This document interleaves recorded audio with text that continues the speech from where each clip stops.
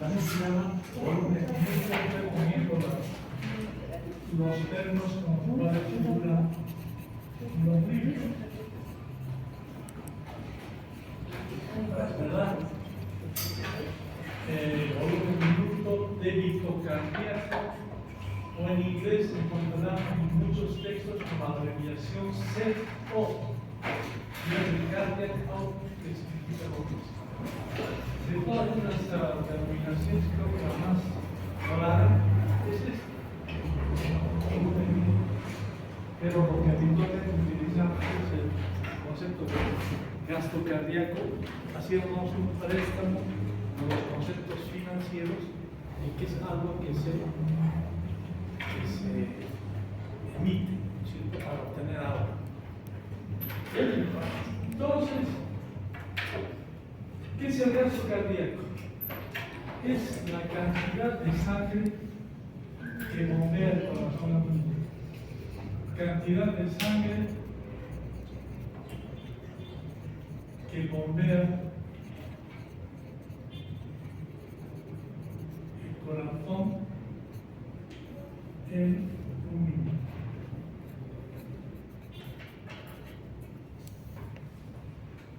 ¿Es verdad? Ahora, ¿cómo puedo yo tener una idea de cuánto y cómo se produce este gasto cardíaco? Si yo tengo aquí, vamos a considerar el ventrículo izquierdo, que en cada sístole descarga 80 centímetros cúbicos de sangre, va a depender de otros factores, porque estoy hablando de por minuto. Entonces tengo que calcular la frecuencia cardíaca, ¿cierto? 80 centímetros cúbicos, ese sería el volumen sistólico de eyección. O algunos le llaman volumen relativo. Y la frecuencia cardíaca, qué sé yo, puede ser también de 80 por minuto. ¿Verdad? Aquí ponemos frecuencia cardíaca. De manera que si en cada sístole me descarga el corazón, ya sabemos que aquí no se vacía del todo, solo se vacía en alrededor de un 66%, que se llama la fracción de eyección, es igual al 60%, ¿cierto? Y esta fracción residual sería, ya hemos dicho en clases anteriores, del 40%. Entonces, si en cada sístole está evacuando 80 centímetros cúbicos, yo quiero saber cuánto evacúa en un minuto, necesito saber la frecuencia. ¿Qué es 80? Entonces serán 6.400 centímetros cúbicos por minuto. O sea, 6 litros para 100 centímetros cúbicos. Si quieren, ¿no? 6 litros, casi 6 litros y medio. Este es el gasto cardíaco. Y una relación que es muy importante es siempre de la fracción de eyección, porque eso significa que es un corazón eficiente. Póngase a pensar en lo contrario, como ya dije en una clase anterior, que solo se evacúe el 40% y se retenga el 60%, estamos con un corazón insuficiente. De manera que el concepto de fracción de eyección es muy importante. Ahora bien, ¿de qué depende ese gasto cardíaco?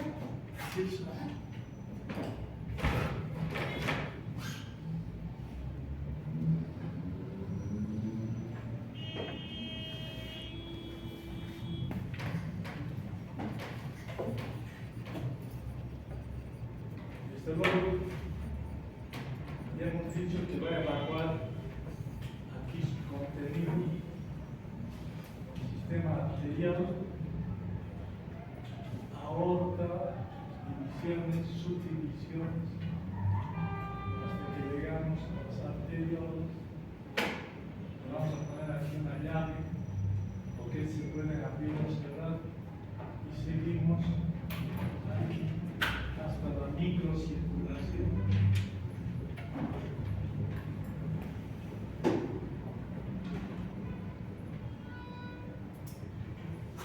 Y luego de la microcirculación viene arteria. Ponemos aquí, arteriola aquí. Tiene mucha importancia la arteriola del volumen.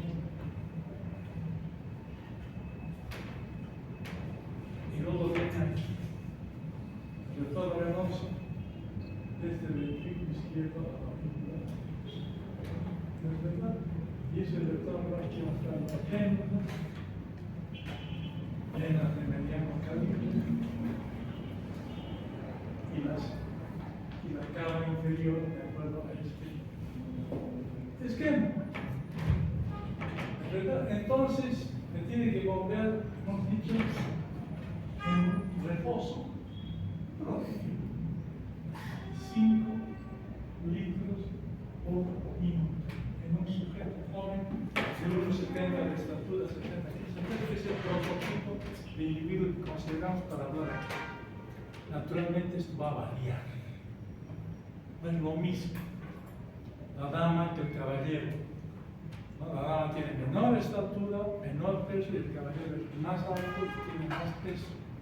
Después, si me dicen, ella tiene 5 litros por minuto, yo no sé si está bien, o lo demás es mucho, ¿no? Porque a veces 5 litros por minuto a lo mejor está bajo para él. Entonces, ¿cómo hago yo para equiparar? Tengo que sacar el índice cardíaco.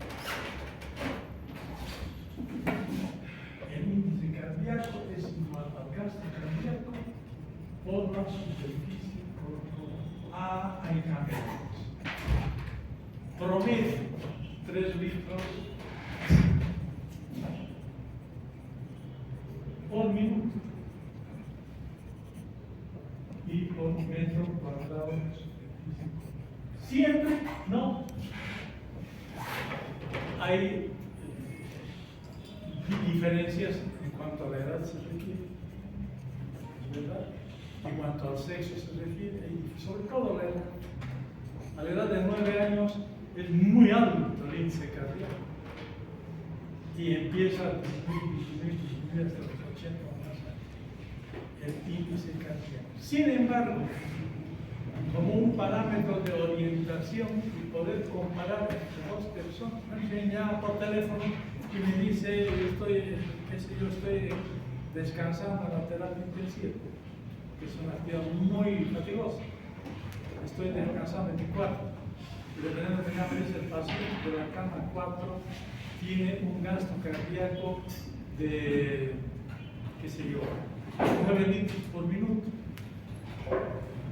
Yo no sé si eso es mucho, o porque a lo mejor es un boxeador o un basquetbolista de 2 metros de estatura y 120 kilos de peso, no se trata de un individuo de. Entonces, digo, haga el cálculo del índice cardíaco. Sí, el doctor está hablando de 3 litros por minuto, entonces yo ya tengo una idea, ¿verdad?, de que está normal, está alto o está bajo. Entonces, es útil el concepto para poder, aunque estamos viendo que también el índice cardíaco varía, pero hay tablas para eso. Entonces, usted tiene su tabla en su computadora y naturalmente tiene toda la información ahí porque uno tiene que acordarse toda la vida. Los conceptos son los que quedan, a veces las cifras se nos van. Entonces usted tiene, afortunadamente, hacia la época de la informática, usted tiene los parámetros normales y inmediatamente lo que interesa es lo que usted interprete, no lo que se aprenda de memoria. Los datos se recogen, la interpretación es lo que vale. Listo. En consecuencia, son 3 litros por minuto. Bueno, pero aquí me estoy olvidando yo de otra cosita muy importante. Aquí hay otra circulación, que es la circulación menor, que va a ir desde el ventrículo derecho hasta la aurícula izquierda. Entonces, aquí hemos dicho que son 5 litros por minuto la circulación mayor. Vamos a ver la circulación menor.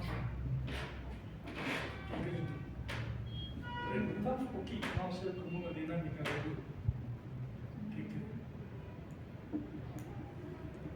¿Alguno que me diga? No estamos en charla, nada, aquí no estoy tomando examen, no estamos charlando. ¿Ve que es más? ¿Es menos? ¿O cómo es? Lo mismo. ¿Perdón? Lo mismo. Exactamente. ¿Por qué? Porque si aquí tienen ustedes la aurícula derecha,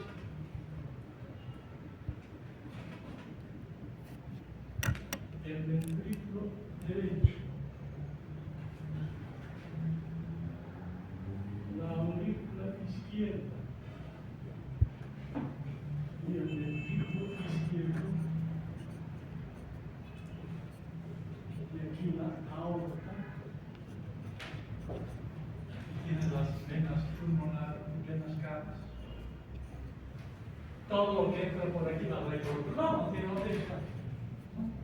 ¿Tiene dónde irse? Es el recorrido que tiene. Y aquí entra 5 litros por minuto. Aquí tiene que salir 5 litros por minuto. Pero estoy descubriendo algo. El que manda no es este. Lo que manda es este. El que manda es el retorno de luz.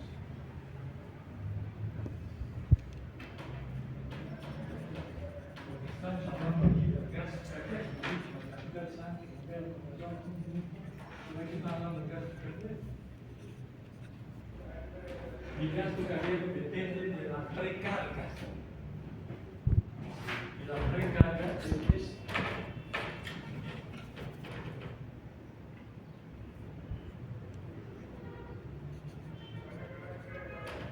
ya saben, ¿no? Que hay precarga, descarga y poscarga. Voy a rápidamente pasar de ¿qué es importante? Si ustedes tienen aquí un soporte y aquí un resorte, ¿verdad? Esta sería la precarga. Precarga. ¿Por qué? Porque no ha cargado todavía nada.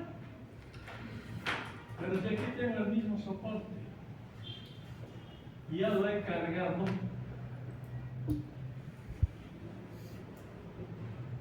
entonces tengo aquí la carga. ¿Verdad?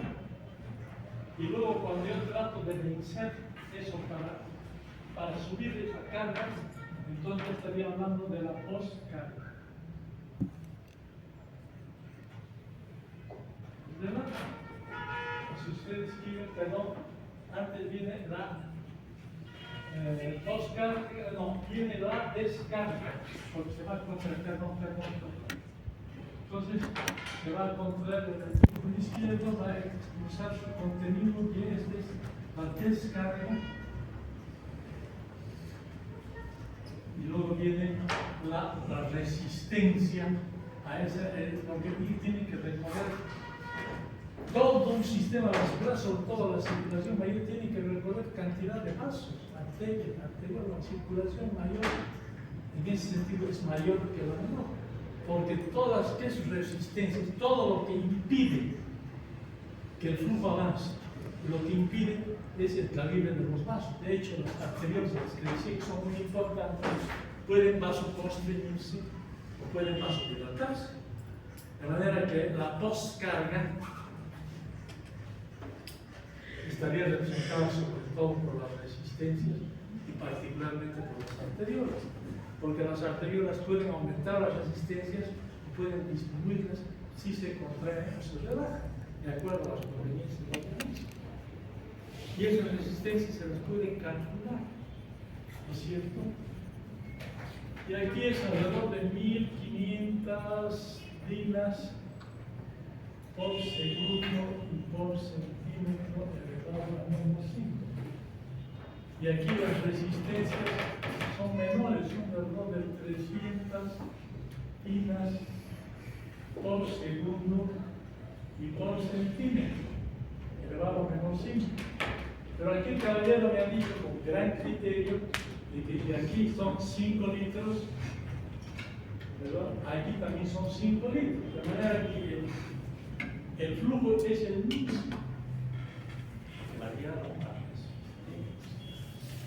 Si yo tengo que la presión, de acuerdo a la ley de Ohm, es igual al flujo multiplicado por la resistencia, entonces mi flujo aquí en ambos casos va a ser el mismo, 5 litros por minuto.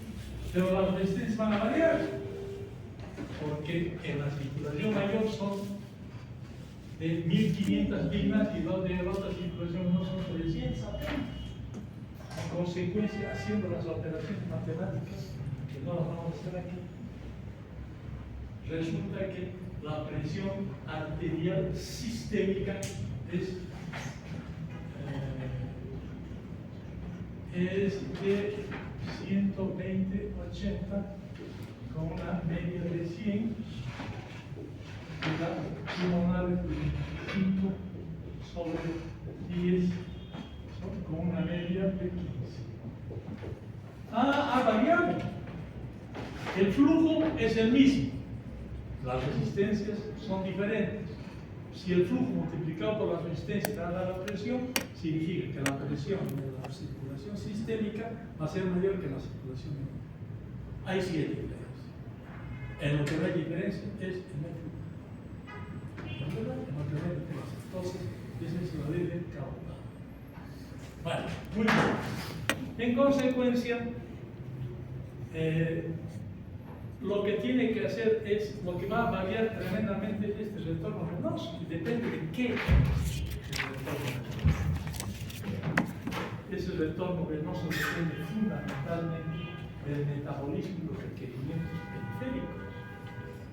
No olviden ustedes que el organismo tiene varios sistemas.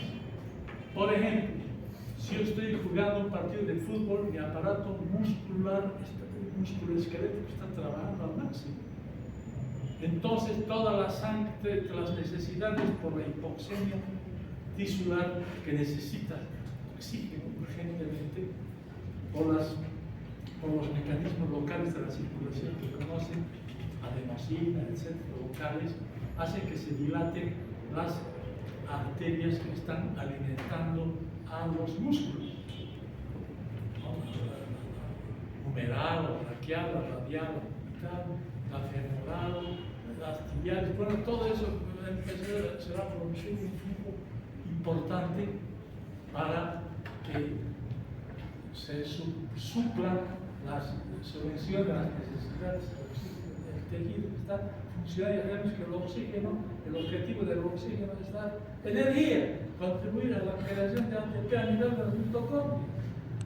En consecuencia, eso es lo que está hecho, sobre todo en los deportes en los que se exige mucho aerobismo, como es en las carreras, en la maratón, en el mismo fútbol, ¿no? Al final los jugadores ya están agotados, ¿cierto? Sobre todo cuando son partidos prolongados, o alargues, etc. Al final se los ve exhaustos, ¿verdad?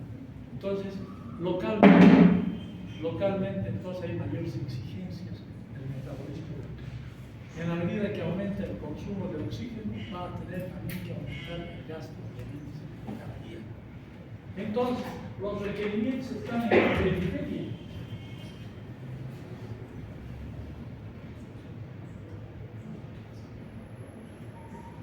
¿Qué sería que estoy tratando de esquematizar una mitocondria? Y aquí, un músculo. De manera que los requerimientos de oxígeno son muy grandes y por tanto los mecanismos locales van a producir vasodilatación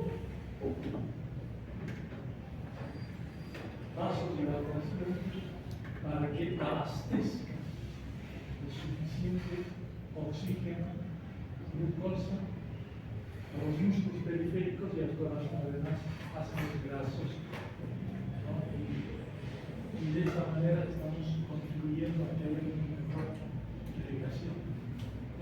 frecuencia sí está empezando a consumir mucho, va a haber un mecanismo por el cual va a incrementarse aquí y va a aumentar el retorno venoso, porque además estoy practicando deporte. Y entonces en lugar de 5 litros por minuto voy a volver aquí 10 litros por minuto. Y en lugar de 80 por minuto va a subir aquí a... ¿Dónde está? A 100. Pues, ya no va a ser 80, va a ser 100.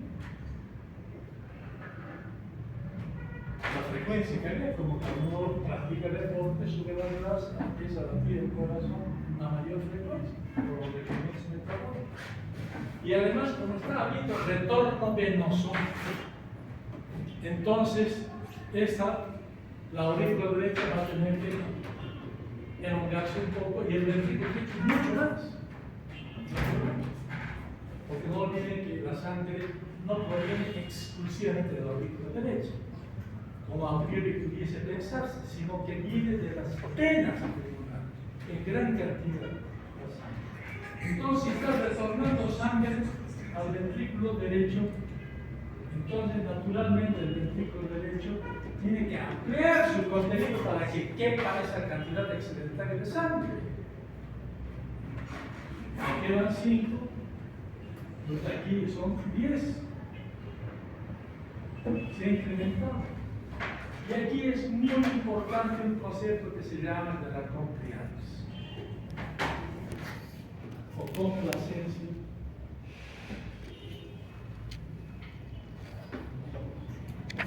O permisibilidad, también puede hablar. En el Gana está con permisibilidad. ¿Hasta cuándo permite permisibilidad? ¿Y de qué depende esto? De la elasticidad, de la relajabilidad. ¿Se acuerdan que en las primeras clases hablábamos de las propiedades fundamentales del músculo cardíaco? Y que decíamos que una de sus propiedades era la relajabilidad, a mí llamada musotropismo.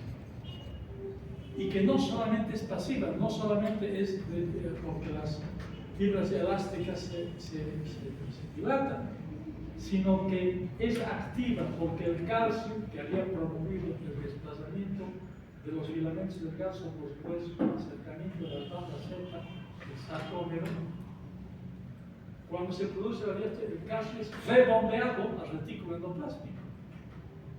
¿Están entendiendo lo que digo?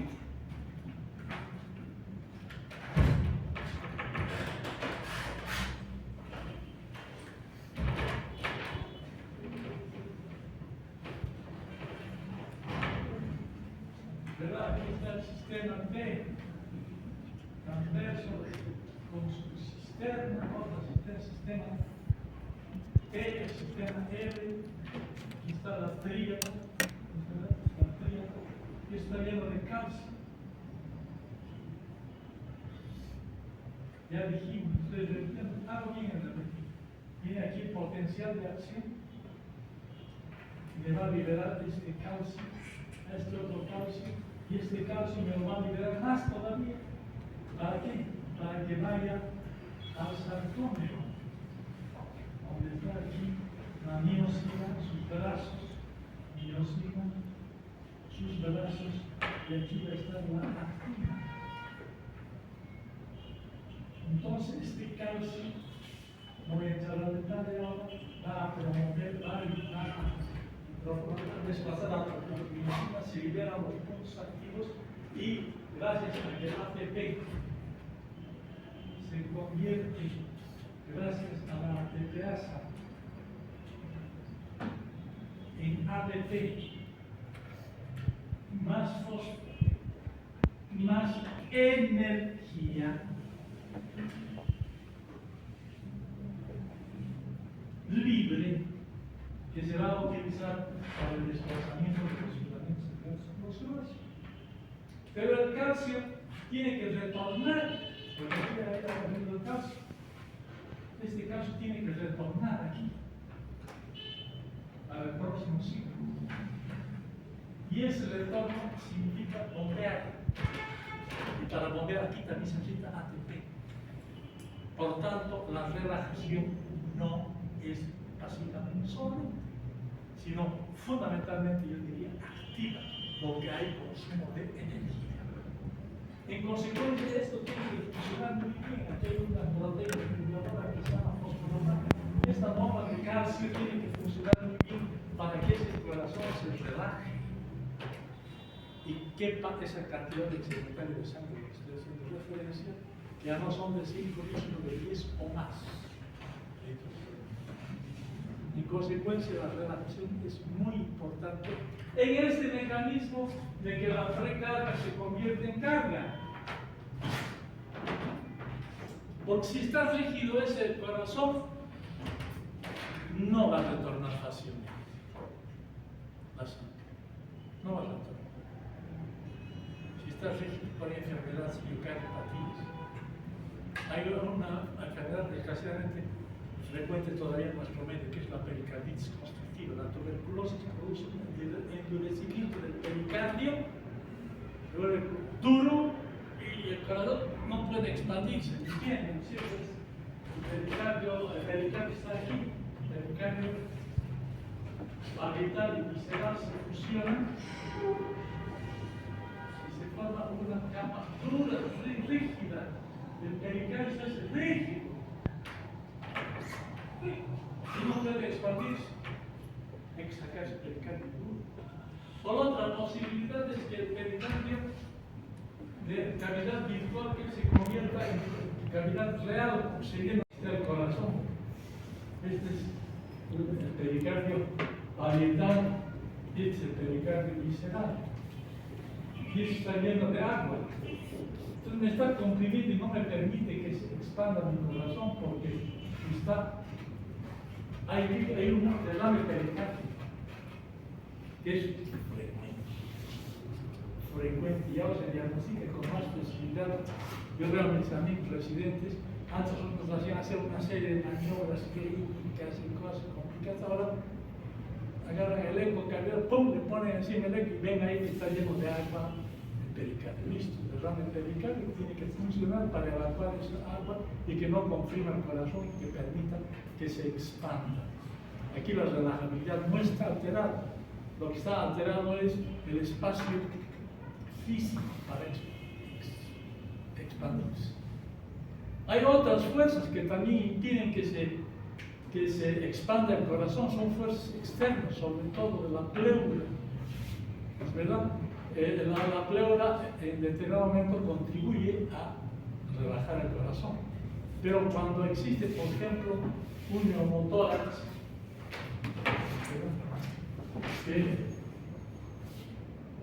en la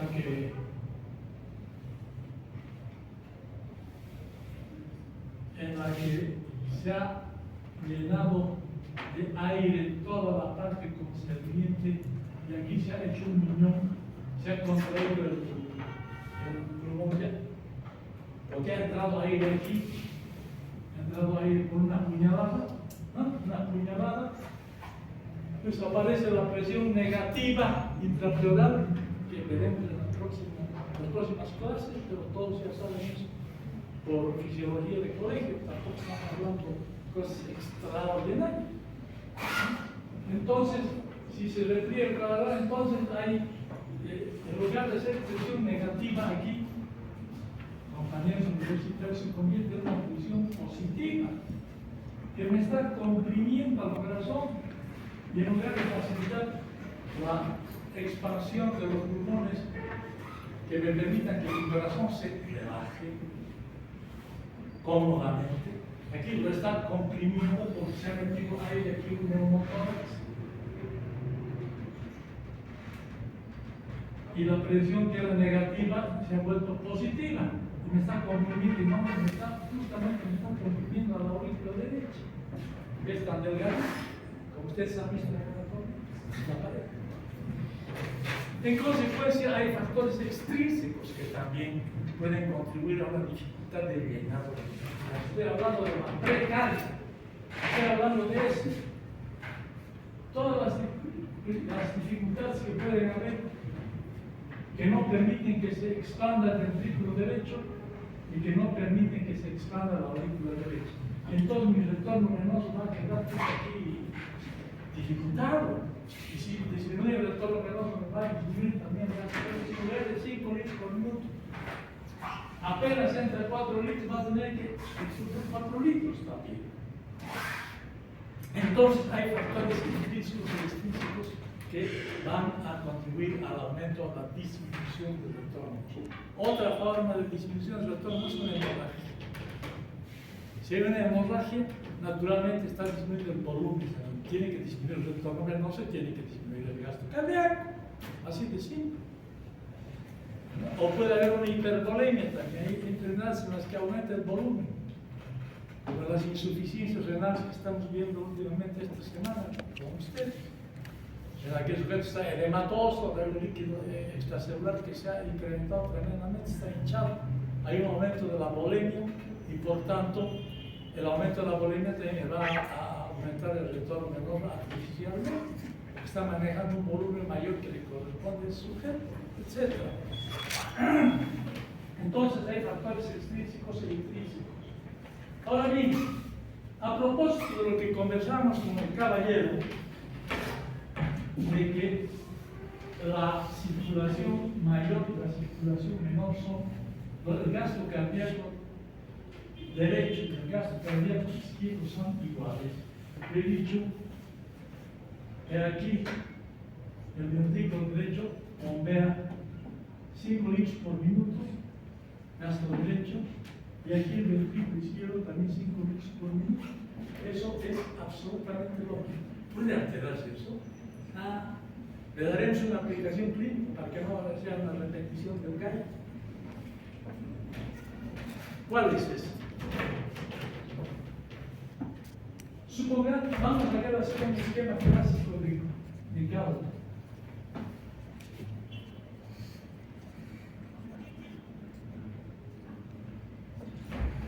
Aurícula derecha, ventrículo derecho,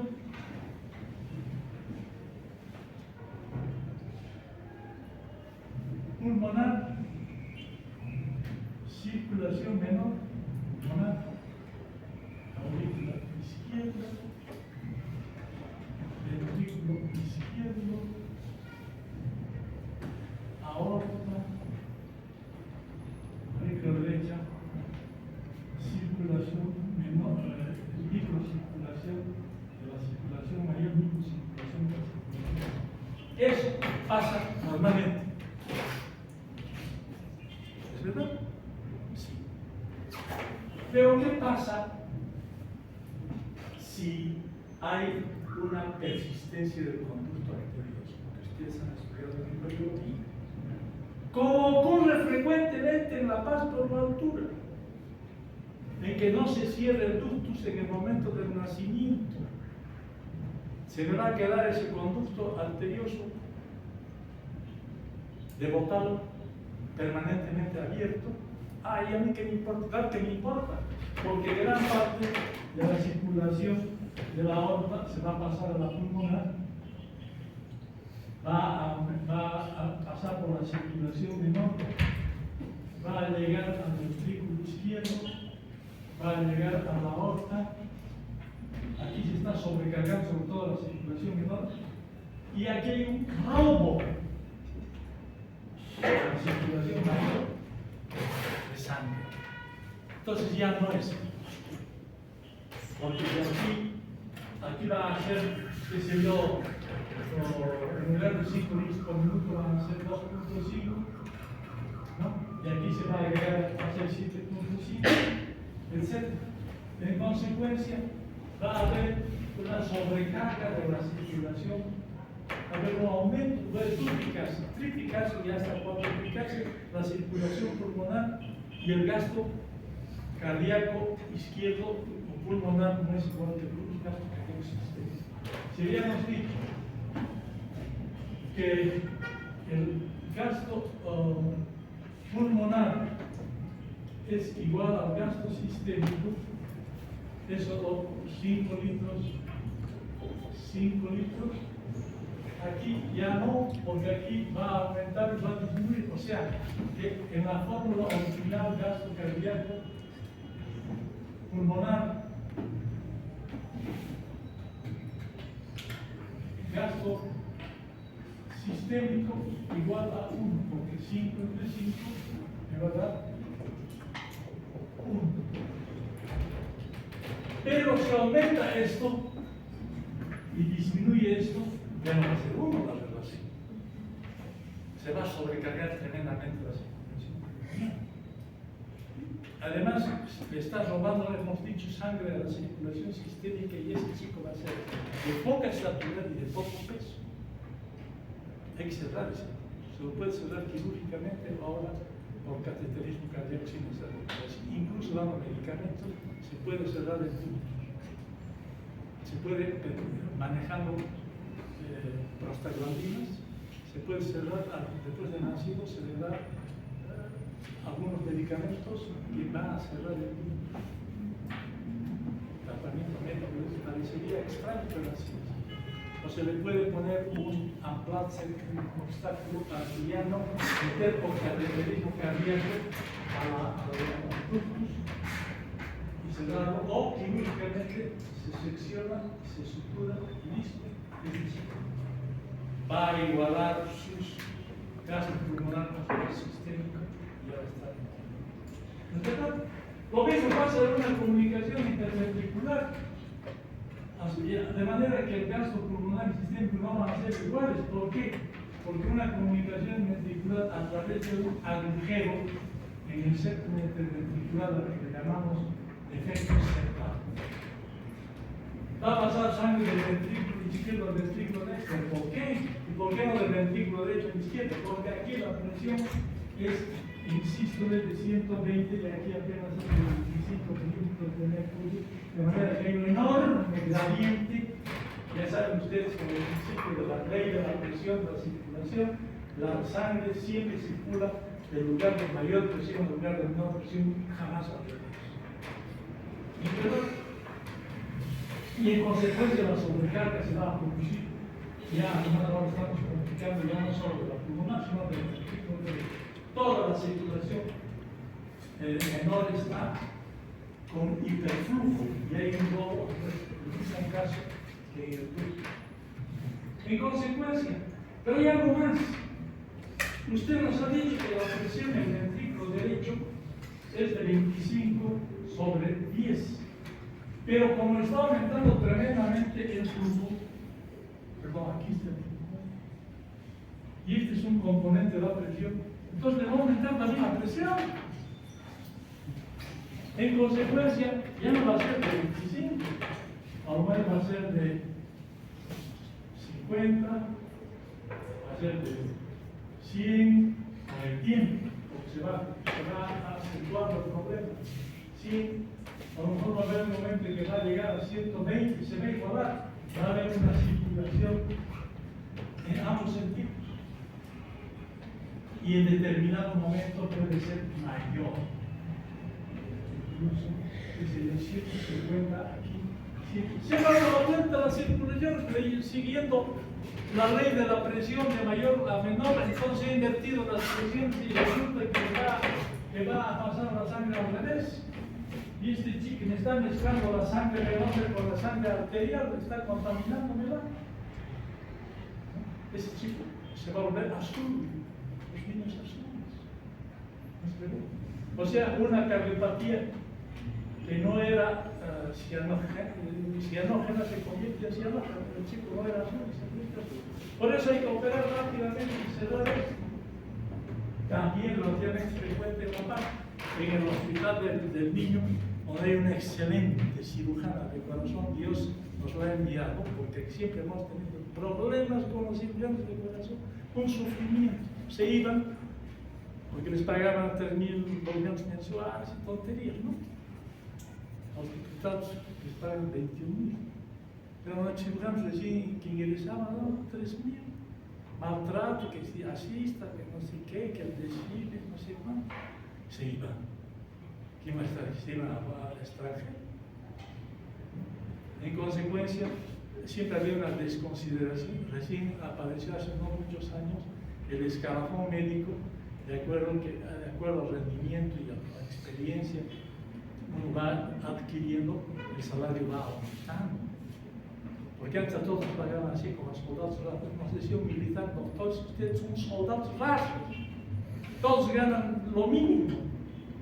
Por eso se nos va la gente, los grandes colegas aquí de esta facultad de medicina, tipos brillantes, doctores que están en los Estados Unidos, en Europa, sí señor, aquí, se nos va. Tiene que quedarse, para eso tiene que haber un tratamiento digno, como están diciendo ahora. ¿Le quieren jubilar a uno para que le vaya a ganar 1.500 bolivianos de la noche a la mañana convertirse en un pordiosero? Por favor. Por eso la gente trabaja más allá del tiempo necesario, porque necesita vivir como gente. Ese es el problema que actualmente se está produciendo en nuestro país, en nuestro medio, donde no se reconoce una carrera extraordinaria. Hay tipos improvisados que van diputados, senadores, analfabetos. Y la gente académica al margen está excluida. Hay que aprovechar a toda nuestra gente competente para que ocupen los cargos más importantes en la administración pública. Y no por parentesco, amiguismo o partidismo. Tiene que ser la gente más talentosa. ¿Saben ustedes que después de la Segunda Guerra Mundial, Europa quedó devastada? Piedra sobre piedra. Volvemos a las películas de History Channel. Pienso, Berlín, Londres, aniquilado, París, invadido. Entonces vino el plan Marshall de los Estados Unidos para reactivar la economía de esos países. Y entre otros países, a Turquía, que es medio europea, medio asiática, le dieron el mismo plan Marshall. Y en un tiempo récord se produjo el milagro alemán, el milagro inglés, el milagro francés. De pronto empezaron a progresar de una manera fantástica, se rehicieron y volvieron a hacer la cabeza del mundo, como siguen siendo ahora países del primer mundo. En determinado momento también cayó la desgracia. Argentina empezó a progresar mucho con la inmigración que tuvieron de europeos. Bueno, esa es otra historia. En consecuencia, ¿y en Turquía qué pasó? Nada. ¿Qué ha pasado? ¿Por qué los unos con la misma ayuda progresan tan fenomenalmente y los otros con la misma ayuda se quedan igual o peor? Y ahí viene la teoría de la modernidad y la teoría de la tradicionalidad. Al país, a Francia, Alemania, le daban al más competente los cargos. No importaba que sea mi primo, mi tío, que sea de raza negra, china, o lo que fuese, no importaba ni la raza, ni el sexo, ni nada. Al más capaz, el mejor cargo. En cambio, en Turquía le daban al tío, al primo, aunque fuese un analfabeto. Y naturalmente no estaba yendo la mejor gente a manejar la cosa pública. Y de ahí viene esa teoría del progreso, del desarrollo. Son sociedades modernas donde le dan su lugar al más capaz, o sociedades atrasadas donde le dan su lugar a cualquiera. Tiene que haber un proceso de selección natural. Si la vida, ustedes lo saben, es un proceso de selección natural. Solo subsisten los fetos más capaces para subsistir, los espermatozoides más capaces. Llegan a su objetivo, el resto se queda atrás. Esa es la ley de la vida. La competencia tiene que estar en las manos de las gentes más competentes, y así avanzan los países, las mejores universidades. La nuestra es muy buena universidad. Ojalá que con el cambio que se ha producido ayer mejore más todavía. Listo. En consecuencia, eso es lo que sucede en lo que se refiere a la circulación pulmonar y sistémica. Puede variar, incluso puede invertirse. ¿Es verdad? Bueno, podríamos poner otros ejemplos, ¿cierto? Como de la comunicación interauricular, igual, hace sangre y sobrecarga. Entonces, hemos dicho que la circulación pulmonar es normalmente y la misma, me lo ha dicho el caballero. Bueno, yo decía, ¿para qué sirve para esto? Para comprender que en las comunicaciones entre las cámaras del corazón se altera el gasto cardíaco derecho y el gasto cardíaco izquierdo. Ya no es igual, es diferente. Ese es el mérito de la composición del gasto cardíaco diferenciado, el gasto cardíaco derecho y gasto cardíaco izquierdo. Estamos viendo también que el gasto cardíaco depende de esta llave. ¿Qué es lo que hace girar esta llave para cerrarla o para abrirla? Las catecolaminas.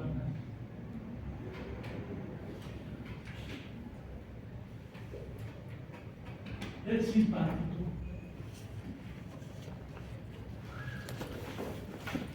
Cuando usted tiene inconveniente en la puerta del ascensor, que alguien se le interpuso de una manera insolente y lo empujó, usted se pone, hay una actitud de defensa personal ante una agresión. Entonces, en ese momento, ¿qué está sucediendo? Se va a producir una descarga catecolamínica del sistema simpático y se va a cerrar las arteriolas y está aumentando la resistencia. Y por tanto va a aumentar la presión arterial que la necesito para que haya una buena irrigación muscular para el enfrentamiento. Eso pasa con los animales, pasa con nosotros, pasa con los mamíferos, ¿verdad?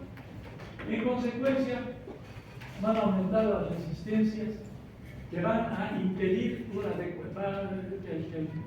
gasto cardíaco y van a aumentar la presión arterial. Va a haber un momento en que el gasto se va a normalizar, pero a nivel de presión más alto.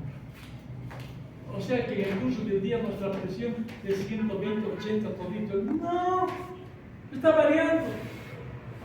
Permanentemente usted hace un poquito de ejercicio físico, sube la presión y luego baja. Usted tiene un inconveniente con alguien que lo ofendió, sube y luego vuelve a bajar. Alguien lo quiere atacar, el miedo también produce una amenaza que un colectivo que no se le entiende, sube la presión arterial, mecanismo de defensa, y naturalmente está variando la presión arterial.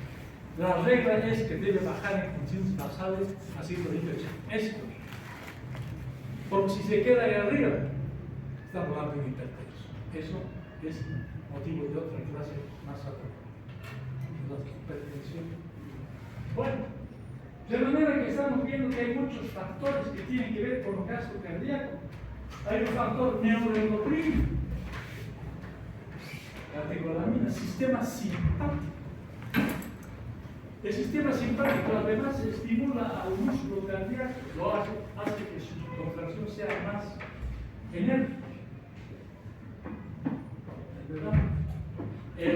La adrenalina. Pero las catecolaminas, en lugar de catecolaminas, podemos tener acetilcolina, ¿no? Que puede frenar la línea del corazón. Cuando hay una estimulación del simpático, entonces se acelera la frecuencia cardíaca, que hemos visto al hablar del potencial de acción del nodo sinusal. Pero cuando usted está durmiendo, baja la frecuencia cardíaca porque aumenta el tono parasimpático. Ya no hay tanta secreción de adrenalina, sino de acetilcolina y baja la frecuencia cardíaca. Si en un momento de exaltación usted está por 120 por minuto, cuando duerme debe estar por 60, 58, 60. Entonces, el simpático está jugando un papel muy importante en el gasto cardíaco, porque durante el sueño el gasto cardíaco disminuye, durante el reposo el gasto cardíaco disminuye, durante el ejercicio o los estados emotivos aumenta el gasto cardíaco. Entonces, la participación del sistema nervioso autónomo es importante en el manejo del gasto cardíaco. Y el propio corazón puede automanejarse a sí mismo también, ya que hemos visto que es automático, es capaz de generar su propio impulso. También es capaz de generar su propia mecánica, sí, ¿cómo?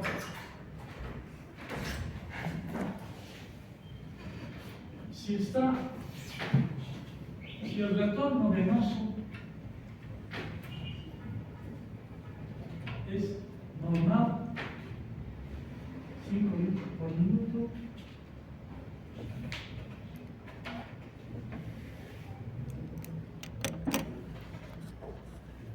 va a funcionar normalmente. Pero si el lugar es 15, entonces se va a dilatar. Pero aquí ocurre una cosa: cuando más se dilata, con más energía se contrae.